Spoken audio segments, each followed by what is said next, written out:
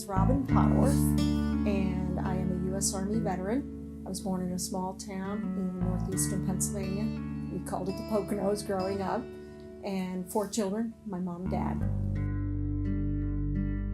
It's a funny story what got me into the Army. My brother was an ROTC on an ROTC scholarship. My dad had worked at Penn State Hazleton. I knew the professor of military science, and everybody was talking about this great ROTC program while I was in my first year of college. And I had always been interested in the military in some way because of having family members that were military, grandfather, uncle, so forth. However, I just didn't think it was for me until one of my girlfriends had said to me, "Hey, there's some really good-looking guys in ROTC." And I said, "Oh, okay." She said, "Just 1 semester, Robin, that's all. Just take 1 semester and see how it goes." Well, what I didn't know was that I would get in and really enjoy it, and I ended up having to take 2 classes in a semester to catch up because I was behind a little bit, and I caught up and I really enjoyed it and decided to get my commission in the U.S. Army that way.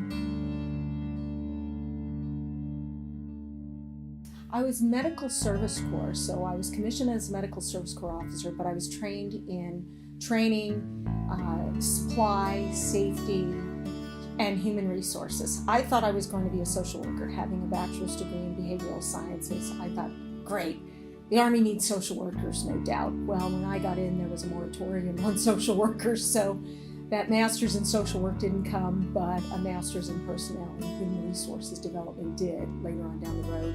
And by then I was already working in human resources in the Army. And so I was living on the economy in Germany, in town. I was learning the German language, and I had the opportunity to stay in Germany.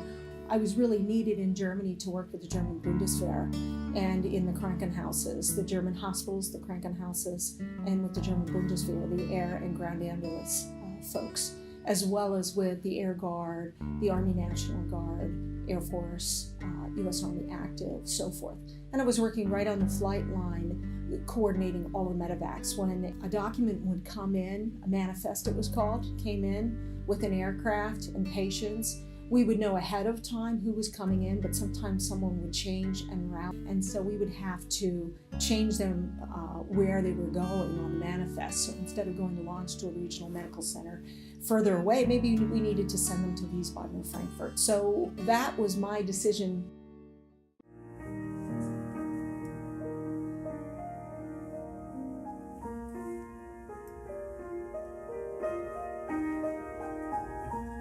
Well, my recovery was after being diagnosed with stage 4 leiomyosarcoma. I had had 3 different toxic exposures that at the time I was unaware of.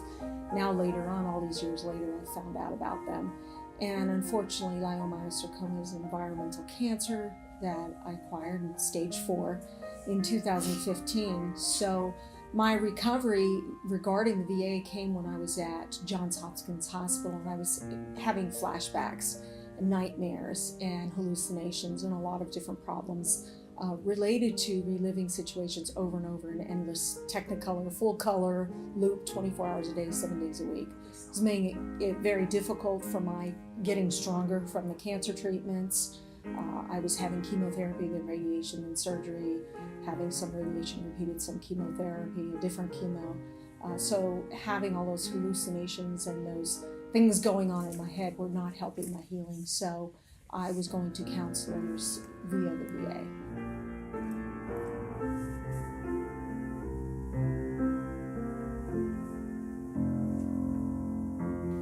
One of the programs that I've been doing regularly on Mondays is equine therapy. Equine therapy has helped my mind and my body in the way that I started it in November of 2017. It was exactly 7 days after my father had passed. I was supposed to start the equine therapy on November 6th, and talking with my mother, my dad was fading pretty quickly, and it was a very sad time. I was having a lot of emotional difficulty dealing with that, and also with dealing with the cancer side effects from the treatments and from the cancer itself. So I was having a really difficult time in my mind.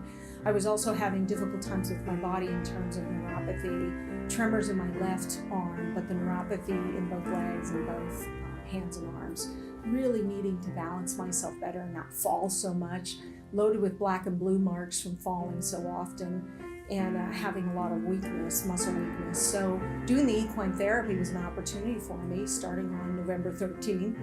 And I know that my father would have wanted me to continue doing that because he was so excited for me when I told him that I was going to start equine therapy and explained to him that I was going to be learning how to ride a horse, but not just that, communing with the horse, communicating and communing with the horse as far as getting to know the horse, working in their world, in the stable and out in the arena. It's been absolutely healing for me in so many ways, my mind and my body. I'm so much stronger. I can walk around in my hobby farm and not have such a fear of falling and not have to walk around on snowshoe skis all winter long and using the poles to help me, and not having to use my goats so much to help me stand up straight, but to be able to walk on my own. When diagnosed with the stage 4 leiomyosarcoma, I was given a 3-month to 6-month at best prognosis, and that was back in June 2015. So here I still am over 3 years later. So every day for me is a bonus. I kind of call it gravy on the turkey because every day is a day to live, to enjoy. I don't feel so sorry for myself because I'm able to help other people through the Whole Health for Life program, which is helping other veterans and transitioning military learn about alternative therapies, such as equine therapy, such as acupressure, acupuncture. I've done some of those things besides the equine therapy, and I found that it helps to heal my body and my mind. And again, I don't feel sorry for myself. Instead, I'm thankful and grateful every day for life and for the wonderful people and animals around me.